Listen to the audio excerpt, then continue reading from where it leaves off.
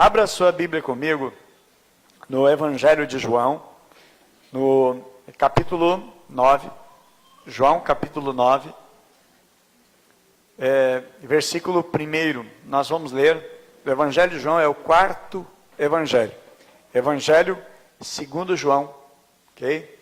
Nós vamos ler aqui, se alguém não tem Bíblia, ok? Pode acompanhar também pelo telão, ali está, tá bom? Diz assim o texto da palavra de Deus.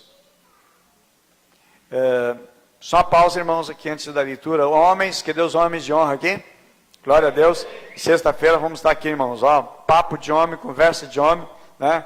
E o como é que é mesmo o nome, pastor? Choripan, né? Que bênção que é, tá bom? Então procure os líderes, procure a nossa liderança aí, certo? Tem os ingressos, né, para comer o choripan. Vai ser bênção de Deus, irmãos, ter esse tempo tão precioso aí, tá bom? Muito bem. Diz assim o texto da palavra de Deus, João, Evangelho de João, capítulo 9, versículo 1. Diz: E passando Jesus viu um homem cego de nascença. Perguntaram-lhe os seus discípulos: Rabi, ou outra tradução vai dizer mestre, quem pecou? Este ou seus pais, para que nascesse cego? Respondeu Jesus: nem ele pecou, nem os seus pais, mas foi para que nele se manifestassem as obras de Deus. Bem, vamos orar? Deus e Pai, nós consagramos esse momento que dedicamos à Tua palavra. Oramos, Pai, para que nenhuma intervenção externa ou interna no pensamento, na mente, nos desvie ou nos desvirtue daquilo que o Senhor quer ministrar e falar conosco, Pai. Sei que nesta noite o Senhor quer falar tão sério conosco, de uma maneira tão firme, meu Deus, trazendo ao nosso coração entendimento a respeito daquilo que é um propósito que o Senhor tem com cada um que está aqui, Senhor. Por isso rogamos, meu Deus, em nome de Jesus, a Tua mão estendida, a Tua graça sobre nós, em nome de Jesus. Amém?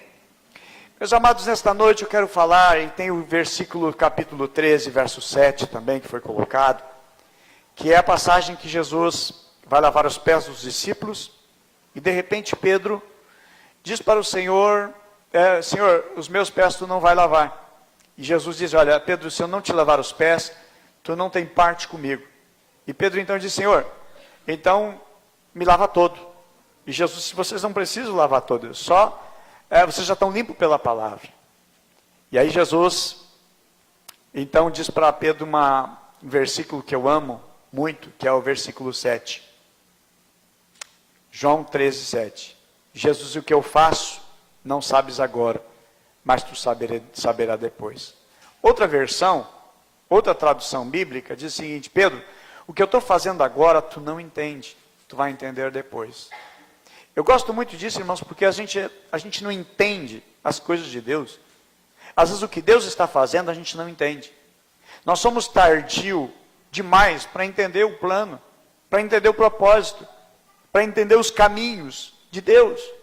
Nós, às vezes, temos tanta dificuldade para compreender, e às vezes está reclamando das coisas, quando na realidade Deus está trabalhando, enquanto Deus está agindo. E às vezes não nos cai a ficha, quando Jesus: olha, o que eu faço agora tu não entende. É isso que deve estar no teu coração nesse momento, o seguinte, ouvindo a voz de Deus, dizendo para ti, no teu coração, dizendo para você o seguinte: olha, minha filha, meu filho, o que eu estou fazendo agora tu não está entendendo. Tu vai entender depois. E geralmente é assim. Nós só vamos entender depois. Porque somos tardios para entender os planos e os propósitos de Deus. Ok? E aí, meus amados, eu entendo que nós nascemos para um propósito. Nós somos gerados para um propósito. Nós vivemos para um propósito. E sempre que Deus quer, irmão, Ele muda a nossa rota. Quem aqui que já não fez um plano e não deu certo? Você já fez plano e não deu certo? Quem é que já fez plano aqui, planejou alguma coisa e não deu certo? Levanta a sua mãozinha abençoada aí. Não deu certo. E às vezes a gente tem um plano perfeito, bom. E de repente não deu certo. Sabe por quê, meus queridos? Porque Deus, Ele pega os nossos planos e Deus muda. Porque o plano de Deus é maior. O plano de Deus é maior, o plano de Deus é melhor.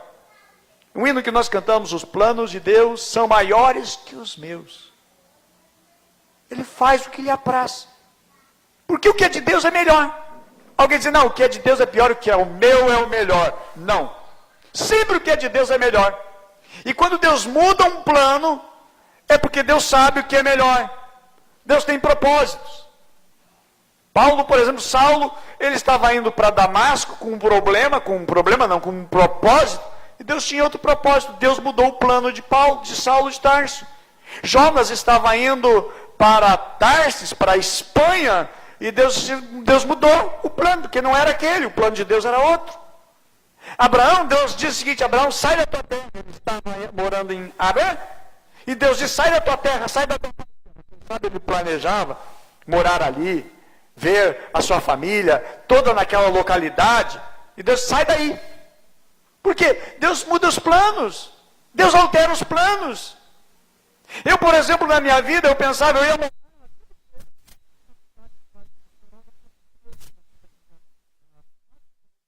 em Santo Antônio da Patrulha, porém Deus mudou o plano.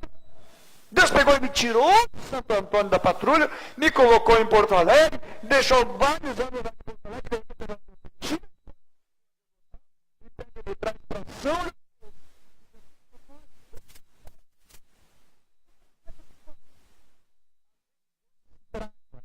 os nossos planos, ok? Não entenda errado essa palavra estraga, na realidade não é estragar, é que os planos de Deus são maiores. Para nós, Deus estragou meus planos. Não, na realidade Deus tem plano melhor, amém? Diga comigo, Deus tem plano melhor. Ainda tem que dizer assim, Deus, obrigado que tu estragou meus planos. Hoje eu posso dizer, Deus, obrigado que tu estragou meus planos que eu tinha para morar em Santo Antônio da Patrulha. Obrigado. Amém? Agora, eu não planejava, irmãos, ir para Porto Alegre casar com uma porto-alegrense. Aí Deus me leva para casar com a minha preciosa e amada esposa, 26 anos. Jesus é bom. A gente se atura que é uma benção, né, esposa? Graças a Deus. Deus trabalha, irmãos, na nossa vida. Deus trabalha formando o nosso destino. Amém? A nossa vida, ela está na mão de Deus, amém? Amém? Diga, a minha vida está na mão de Deus. Sabe, se Jesus não estragasse o plano de Pedro, ele ia estar pescando, irmão. Continuar sendo pescador a vida inteira. Aí Jesus pega e tira Pedro dali. Estragou o plano dele, que era ser pescador. Pescar. E tirou de lá. E fez na vida de Pedro que transformasse ele num discípulo e depois um apóstolo. Mateus seria sempre cobrador de imposto. Mateus, Levi é o mesmo homem. Esse cobrador de imposto. Porque era o plano dele.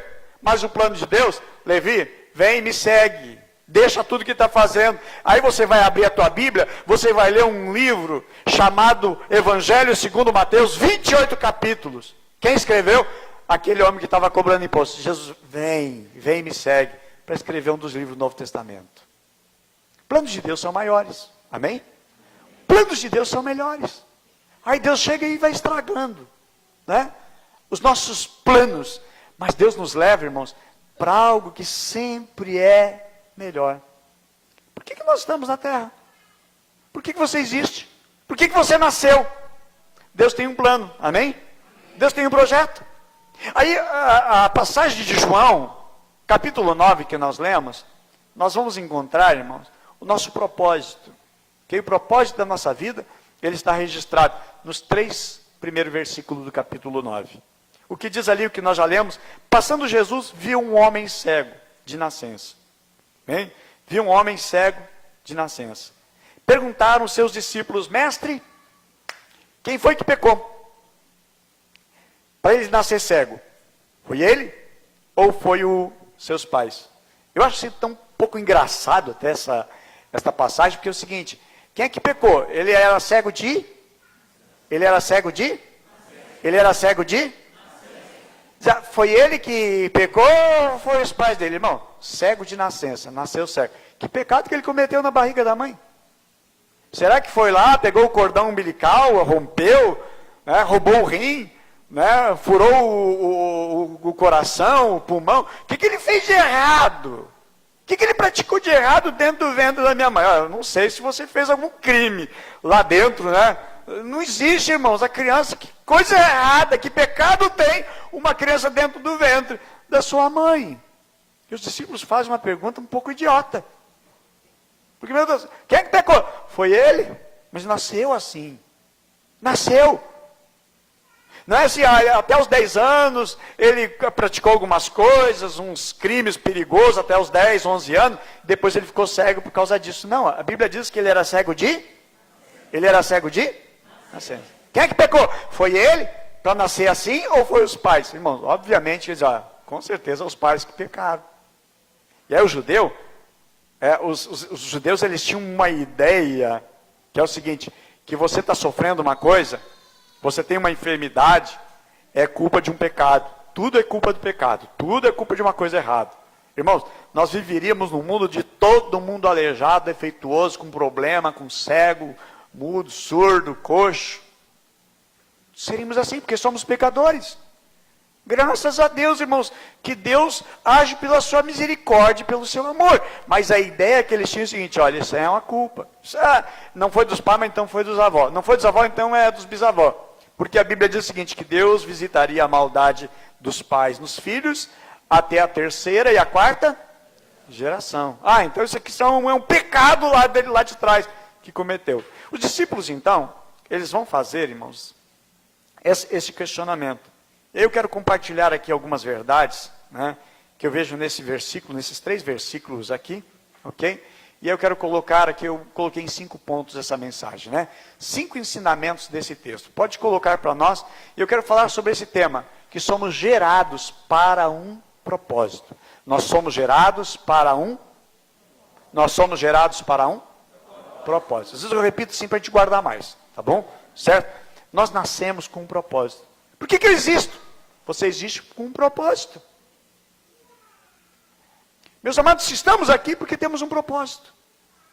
Pastor, eu tenho uma luta, eu tenho uma batalha, eu tenho uma situação tão difícil na minha vida. Meus amados, vamos entender, é melhor nós entendermos sobre a ótica de que Deus tem um propósito. Ok? Nós nascemos com um propósito. Nós nascemos com um propósito. Enquanto Jesus estava caminhando com seus discípulos, né, ao longo da estrada, se deparam com aquele homem. Os discípulos observaram que ele era um cego de nascença. E aí eles fazem uma pergunta para Jesus.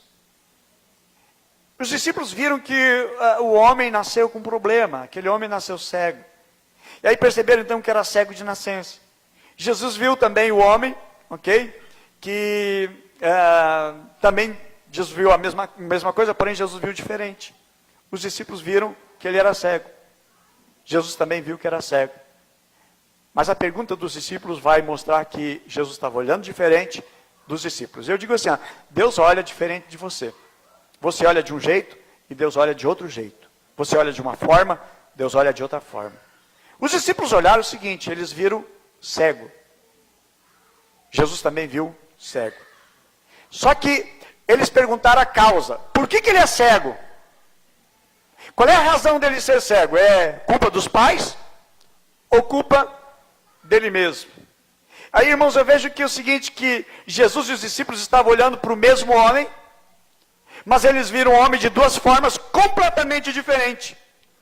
Jesus viu um homem que nasceu, os discípulos viram um homem que nasceu com um defeito, com uma cegueira, com um problema, e Jesus viu um homem que nasceu com um propósito. Os discípulos dizem, Senhor, ele nasceu com um problema, quem é o responsável por isso aqui? Esse homem está cego para cumprir um propósito. Eu acho tão lindo, irmãos, que a visão do Senhor Jesus, ela é maior, ela é mais profunda. Jesus está dizendo o seguinte, olha, ele nasceu cego com um propósito. Existe um propósito pela qual ele nasceu cego. Os seus pais viram que ele nasceu, depois de um certo tempo, detectaram que ele era cego. Deram o nome para ele, a Bíblia não menciona o nome dele. Não é mencionado o nome dele, mas Deus vê diferente. Você existe para que a obra de Deus ela seja manifestada na tua vida, amado. Você existe para que a obra de Deus seja manifestada em você.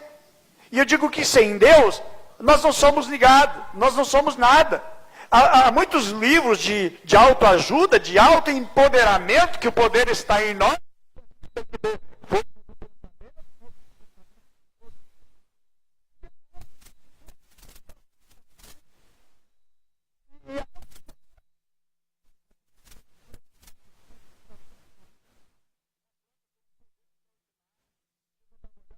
Uma enorme,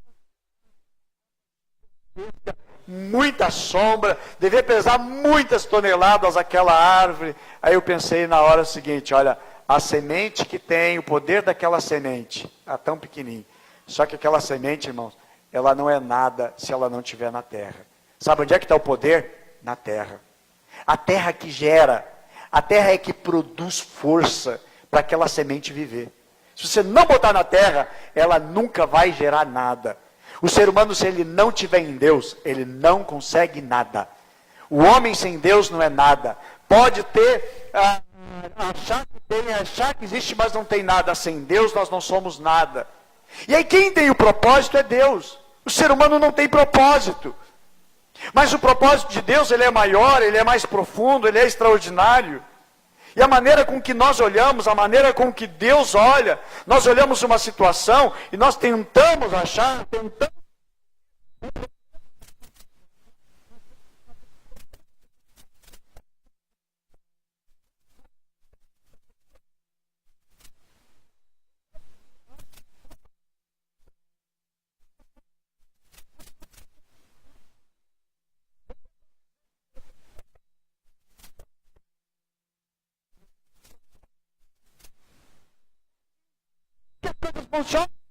você diz, eu tenho uma... Você diz,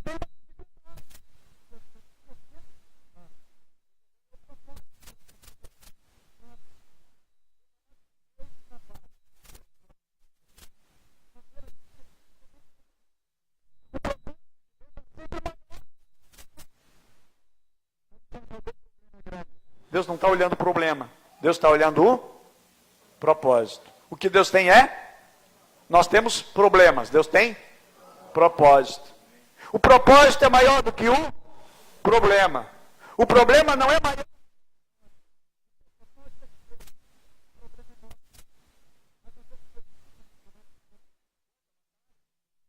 Para cumprir o seu propósito.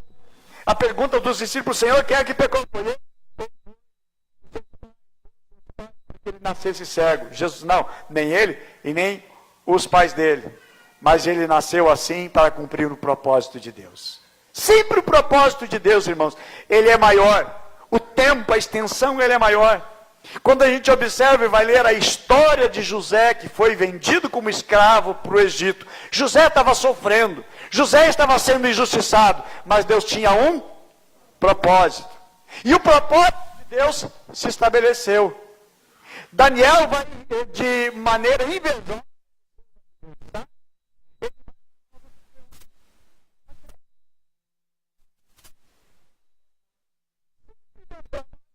Em cima do propósito. Eu digo graças.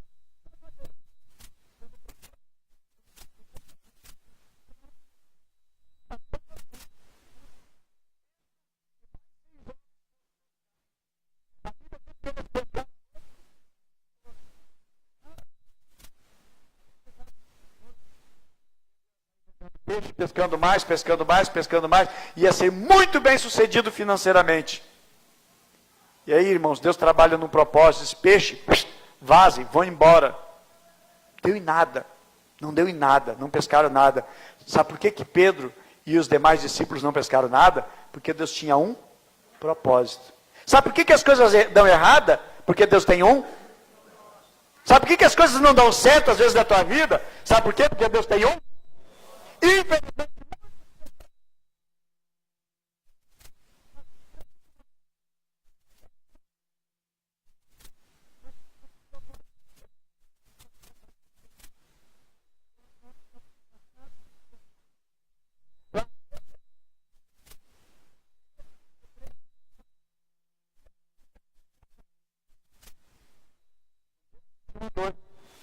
Ele congregava na igreja, ele buscava a Deus aqui, nessa casa de oração. Um dia ele sentiu uma dor. E não aguentou mais a dor, foi no médico. O médico olhou, pediu uns exames, trouxe os exames, e o médico disse, olha, a coisa é bem grave para o senhor. Eu não posso lhe garantir agora, mas eu preciso fazer uma biópsia.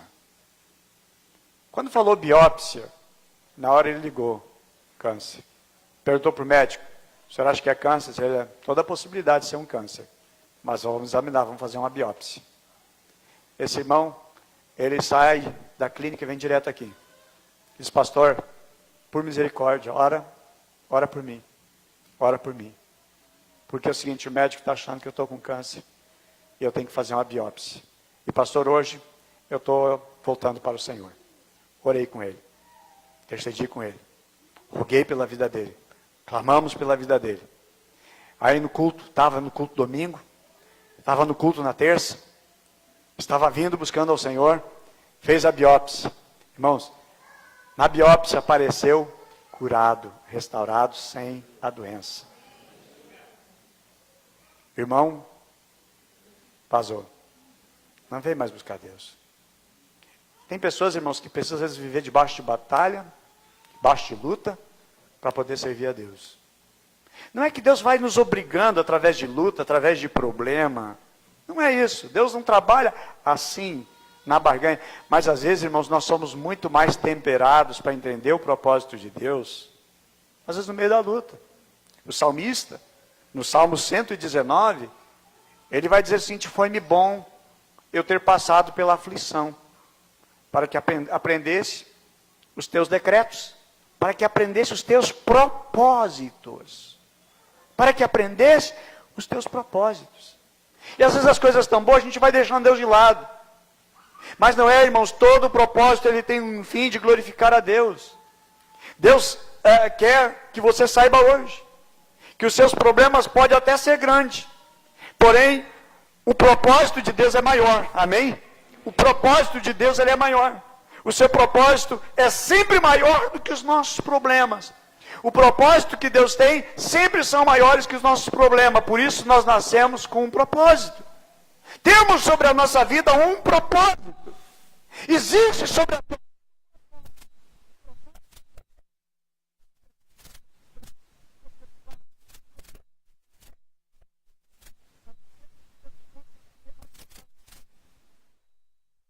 não sei mais o que eu vou fazer da minha vida. Quem sabe você até pensou em tirar a tua vida.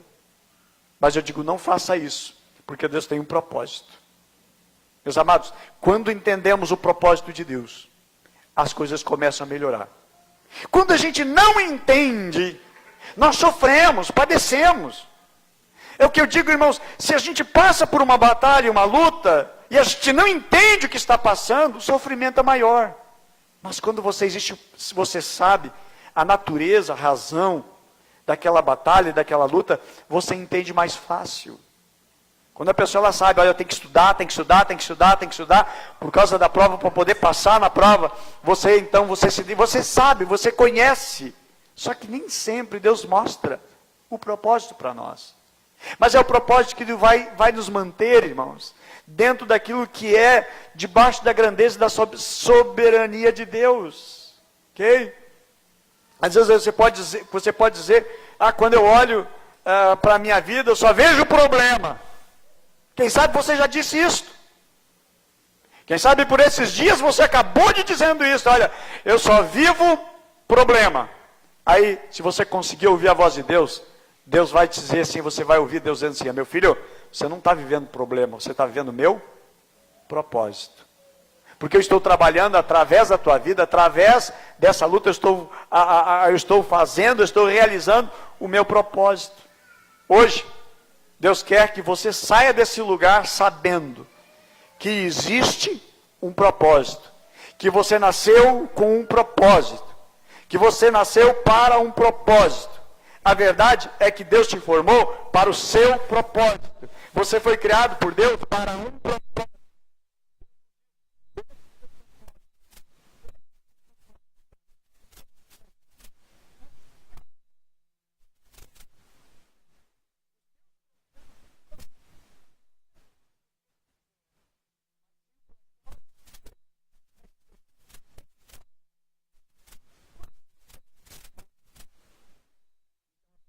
mais fáceis. Ok? Você nasceu para um propósito, amém? A Bíblia diz, nosso Deus diz o seguinte: eu sei que plano tenho de vós. Eu sei, diz o Senhor, para você e para o teu coração. Eu sei que planos eu tenho contigo. Diz o Senhor, eu tenho planos de paz, eu tenho planos para te dar esperança. E diz mais o Senhor, a terceira palavra: eu tenho para contigo um sonho, eu tenho para contigo um futuro. É o que o Senhor nos diz na sua palavra, porque nós nascemos para um propósito. Segunda parte dessa mensagem, algo que parece não ser muito positivo, mas que nós precisamos entender. Aquele homem, ele era cego. Ele era cego de nascença. Ele era cego. Segundo ponto, irmãos, há um cego dentro de nós. Por que há um cego dentro de nós? Aquele homem sabia que era cego. Aquele homem nasceu cego. Mas ele não sabia que tinha um propósito na vida dele. Nunca ele disse para alguém: olha, eu nasci cego por causa de um propósito na minha vida. E infelizmente é isso que muitos vivem. Não sabem que Deus tem um propósito. E aí,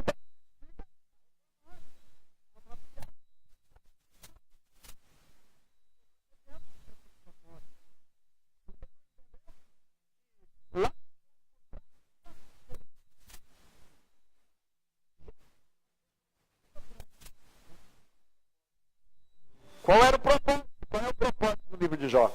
Não é mostrar a luta do homem chamado Jó, mas para mostrar que no mundo espiritual existe uma guerra, existe uma batalha entre demônios, entre Satanás e Deus.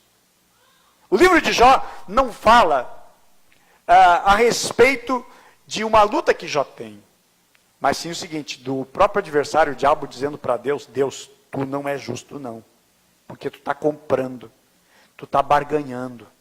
Por isso é que Jó não te amaldiçoa. Por isso que Jó ele é fiel, porque tu está comprando ele. E a acusação é diretamente contra Deus. O diabo está apontando para Deus: tu é injusto. Tu está comprando esse cara. Por isso que ele te é fiel. Mas para de ser fiel. Tira o que tu deu para ele, para ver se ele não vai amaldiçoar. É isso ou não é isso que diz no livro? É isto. Aí Deus tira. Então Deus diz: olha, vai lá e tira. Eu entendo, irmãos, que o diabo não pode tocar na nossa vida, só quando Deus permite, porque Deus é o Senhor, amém? Deus manda no céu, Deus manda na terra, Deus manda no inferno, Deus manda no diabo. Deus é autoridade, irmãos. Deus é criador de todas as coisas. Aí o diabo vai lá e limpa tudo, sacou tudo, deixou no negativo a conta, levou até os filhos, matou até os filhos. Depois o Senhor disse: tu viu? Ganhei de ti. Ele não me amaldiçoou, ele não me negou. Aí o diabo vem com a segunda acusação. Também, toca agora na saúde dele. Houve uma aposta no céu. Teve, na realidade, uma aposta no céu. E aí Jó fica sofrendo tudo aquilo ali, irmãos.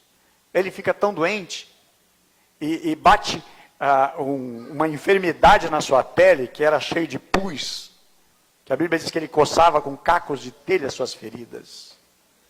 E aí a Bíblia vai dizer que Jó não amaldiçoou a Deus.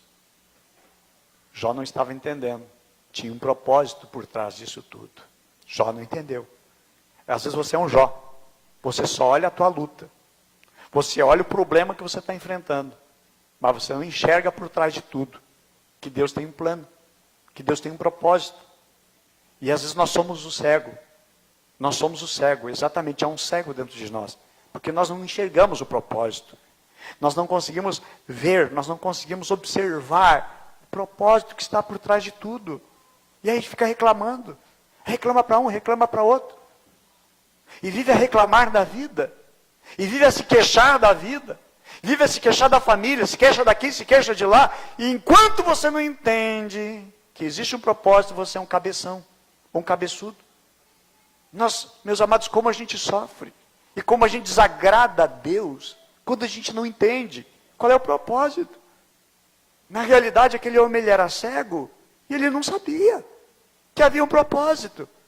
E assim também na nossa vida a gente não sabe que tem um propósito, então a gente fica a sofrer, a gente fica chorando, e fica reclamando, porque não entendemos que existe um propósito. Meus queridos, há um cego dentro de nós, há um cego, os discípulos estavam vendo apenas o cego, e Jesus não estava olhando o cego, Jesus estava olhando o propósito, é para onde nós devemos olhar,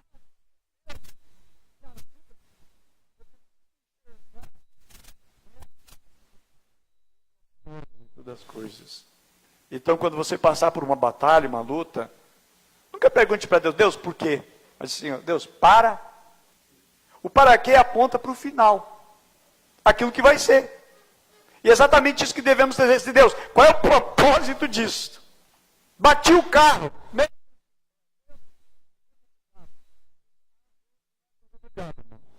Às vezes pode ser coisa barberice nossa mesmo, né? Responsabilidade, né?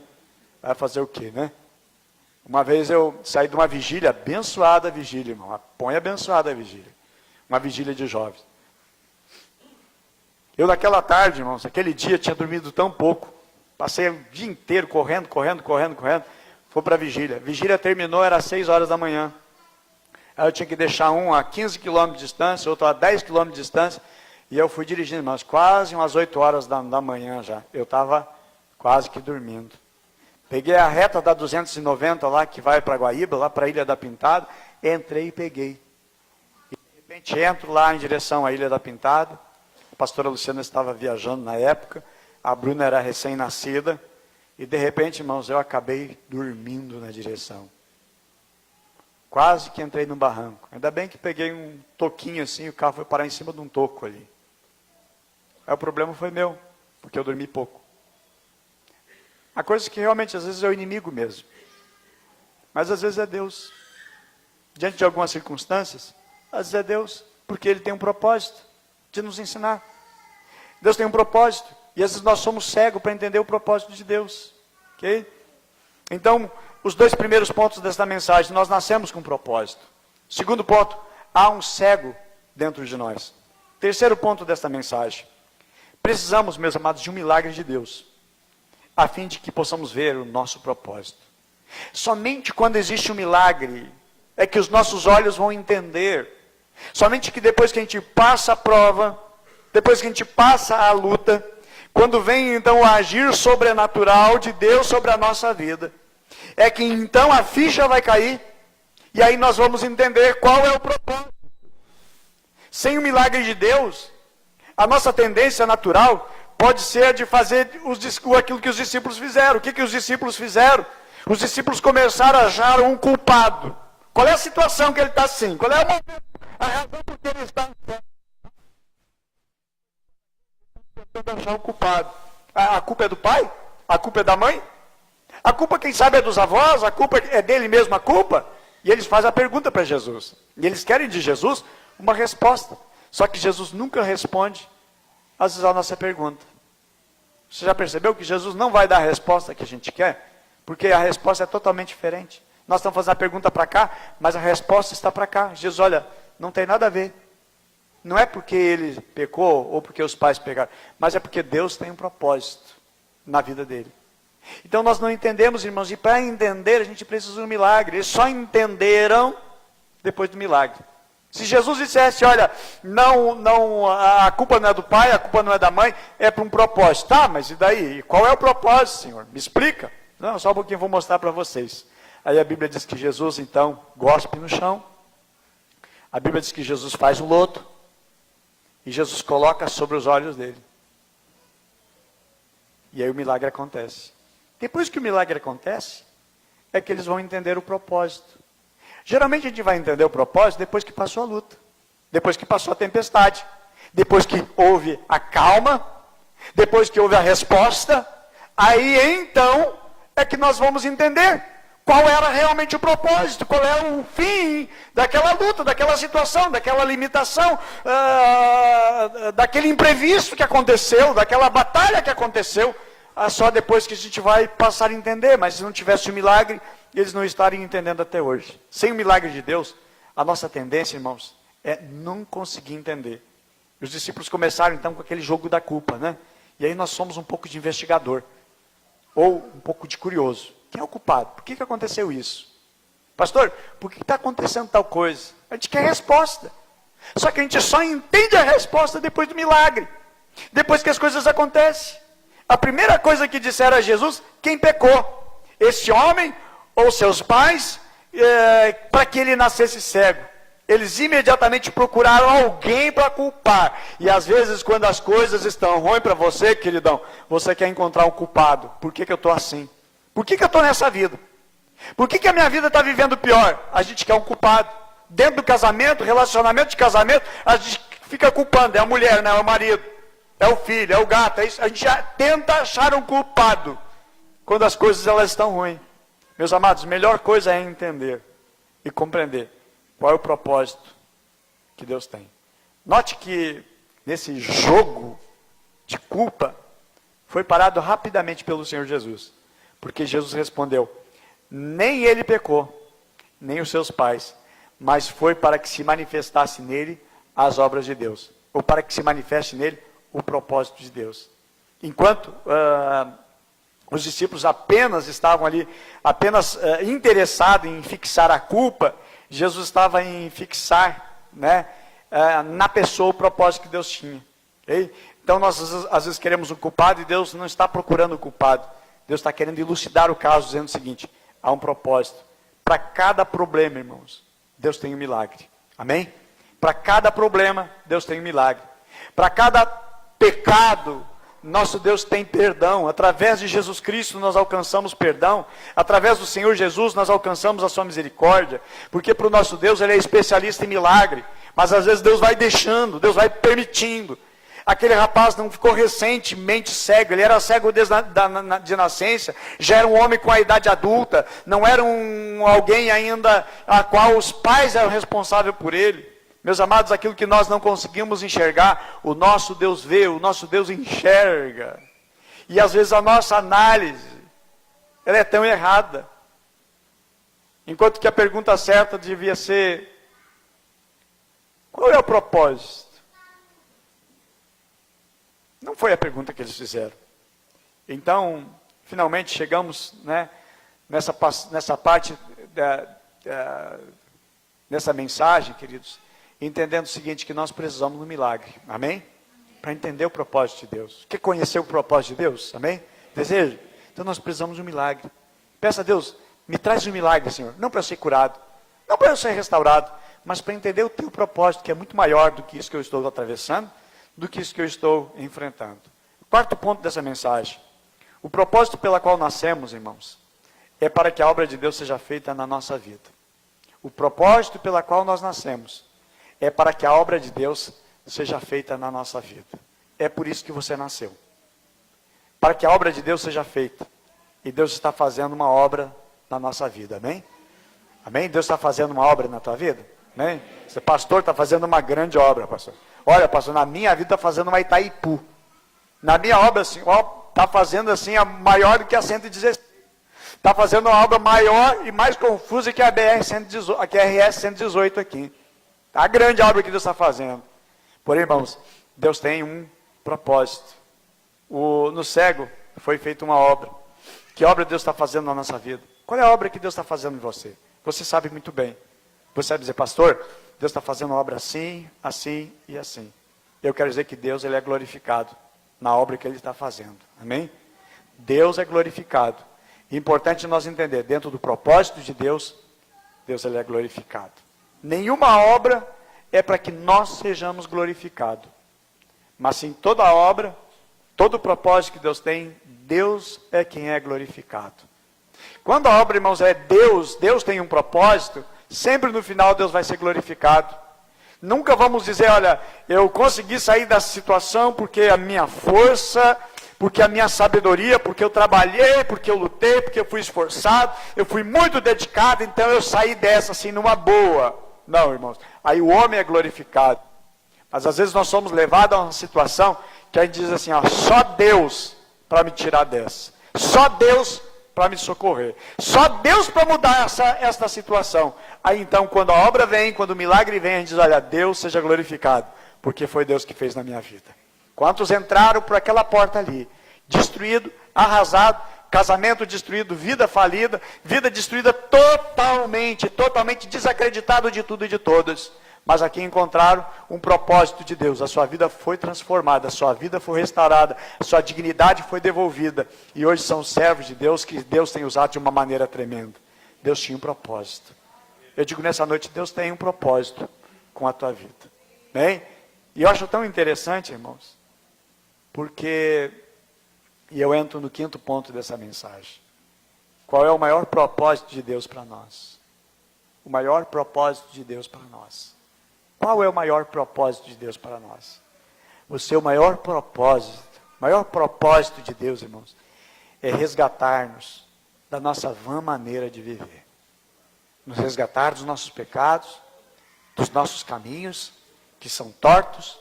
E a Bíblia diz que os nossos caminhos, eles são distantes do caminho de Deus. A Bíblia diz que a mão do Senhor ela não está encolhida, que não possa nos abençoar, e nem os seus ouvidos estão agravados, fechados, tampados, que não nos possa escutar, mas que os nossos caminhos nos afastam de Deus. Então, o maior propósito de Deus, irmãos, é que nós nos achegamos a Ele. Às vezes, uma batalha, uma luta, a gente entende o seguinte, só Deus, só Jesus, somente Jesus pode fazer isso. Então, nós reconhecemos, irmãos, que o maior propósito de Deus é para nos trazer. Quando a gente vai se aproximando de Deus, dificilmente eu encontro alguém que venha a Jesus, porque de repente, eu estou passando na frente da igreja, vontade de ir numa igreja, nunca tive numa igreja, vontade de ir numa igreja e entro. Não, geralmente a gente vem a Cristo porque a gente está arrebentado, destruído, arrasado, sem esperança, sem paz e sem alegria. Faz de tudo na vida e parece que está sempre triste. Você tem dinheiro e está triste. Tem uma boa família e está triste. Tem um bom emprego e está triste. Tem uma boa formação acadêmica, você é graduado, você tem um pós-graduação, você está fazendo um mestrado, fazer o doutorado e mesmo assim se sente tão vazio e tão louco. Sabe por quê? Só Jesus é que preenche o nosso coração e a nossa vida. Só Jesus que faz a obra. Somente Ele que faz a obra. E o propósito de Deus, irmãos, é nos resgatar e nos trazer para perto dele. Melhor coisa para uma criança. Nós apresentamos hoje 3 crianças. 2 agora no segundo culto e uma criança no primeiro culto. A criança, ela depende 100% dos seus pais. A criança não sabe sobreviver sozinha. E nós, irmãos, precisamos depender de Deus 100%. 100% nós precisamos e nós dependemos do nosso Deus. Então, o maior propósito de Deus, irmãos, é nos resgatar. Por que Deus enviou o seu único filho e morrendo na cruz? Para nos resgatar, para nos salvar desse mundo perdido, desse mundo mau, desse mundo destruído e que vai piorando cada vez mais. Não coloque esperança num governo, não coloque esperança em um homem, pode até mudar algumas coisas, mas o ser humano é o mesmo. Nós precisamos de Jesus, amém? O nosso socorro vem de Deus. Por isso Jesus morreu numa cruz, para nos resgatar. O maior propósito de Deus para nós, vivermos perto dele. Como filho que depende de um pai.